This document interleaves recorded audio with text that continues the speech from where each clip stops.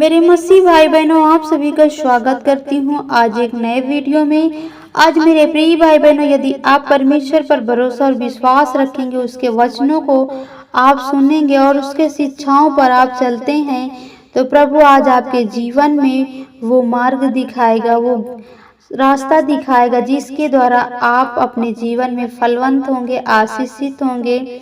आपके जीवन से हर एक गरीबी खत्म होगी। आपके जीवन से हर एक रोग, हर एक महामारियां, हर एक क्लेश, हर एक लड़ाई झगड़े कराने वाली दुष्ट आत्माएं खत्म होंगी। मेरे प्रिय भाई बहनों, जब हम संपूर्ण मन से प्रभु को भरोसा रखते हैं, प्रभु पर विश्वास रखते हैं, प्रभु को याद करते हैं तन मन के साथ, तो प्रभु हमारी सुनता है, हमारी अगुवाई करता है और वो हमारे टूटे दिलों को जोड़ता है। यीशु के नाम से जो कुछ भी हम मांगते हैं, प्रभु हमें देता है, क्योंकि वो सामर्थी परमेश्वर है। वो हर एक दुख को दूर करता है, नष्ट करता है हर एक रोगों को, हर एक बीमारी को। तो चलते हैं ऐसे वचन की ओर, जैसे नीति वचन 10 के ऐसे 17 में लिखा है, जो शिक्षा पर चलता है वह जीवन का मार्ग यानी जीवन के मार्ग पर है, परंतु जो डांट से मुंह मोड़ लेता है वह भटकता है। आज बहुत से भाई बहन लोग हैं जो प्रभु के वचन को सुनते हैं और शिक्षाओं को मानते हैं और चलते हैं जैसे उनसे कोई गलतियां होती हैं, उन्हें या परमेश्वर उन्हें शिक्षाओं के द्वारा सिखाना चाहता है, समझाना चाहता है, या हमारे अगुए जब हमें किसी वचन के द्वारा सिखाते हैं या हम कोई कमी करते हैं तो हमें डांटते हैं, तो हमें बुरा नहीं मानना चाहिए। क्योंकि यदि हम प्रभु के शिक्षा पर चलते हैं तो हमें वो जीवन का मार्ग मिलेगा जो हमें आनंद काल यानी खुशी और शांति का जीवन मिलेगा।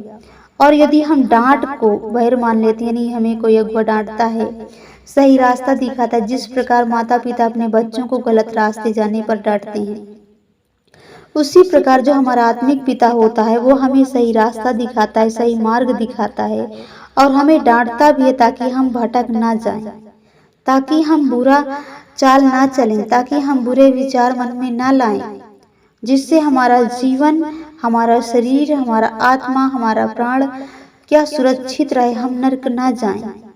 इसलिए हमारा आत्मिक पिता हमें डांटता है तो हमें उसके डांटों से क्या नाराज नहीं होना, यानी अपने मन को उस ओर से नहीं हटाना है, परंतु हमें अपने मुंह को उसी की ओर लगाना है, अपने दृष्टि को उसी की ओर लगाना है, ताकि हमें उससे और ज्ञान की बातें मिल सके और अच्छा जीवन बन सके।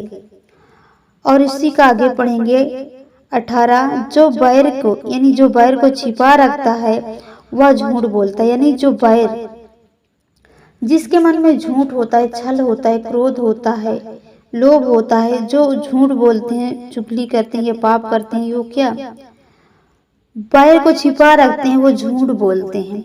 और जो झूठी निंदा फैलाते हैं वह मूर्ख हैं।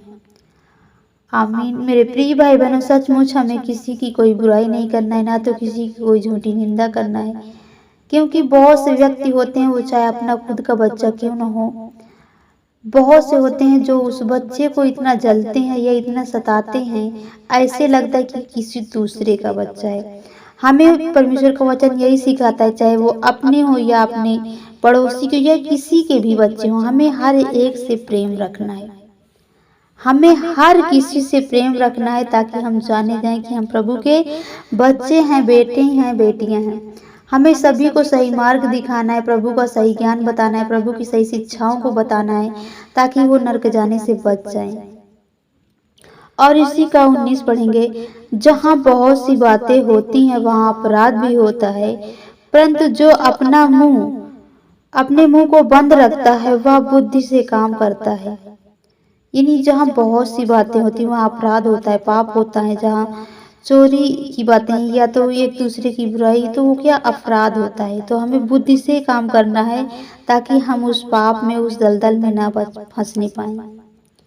क्योंकि जब हम प्रभु के वचन के अनुसार चलते हैं तो हमें बुद्धि और ज्ञान परमेश्वर से ही मिलती है। जब हम उसके शिक्षाओं को लेंगे, उसके ज्ञान को लेंगे, तो अधिक बुद्धिमान होंगे और हमें किसी भी बात की चिंता ना होगी। क्योंकि प्रभु के वचन को जब हम सुनते हैं तो हमें वो ज्ञान मिलता है, वो शिक्षाएं मिलती हैं, जिससे हमारे जीवन में वो बढ़ोतरी होती है, हम आगे को बढ़ते हैं और प्रभु यहोवा हमें अपने भय से भरता है।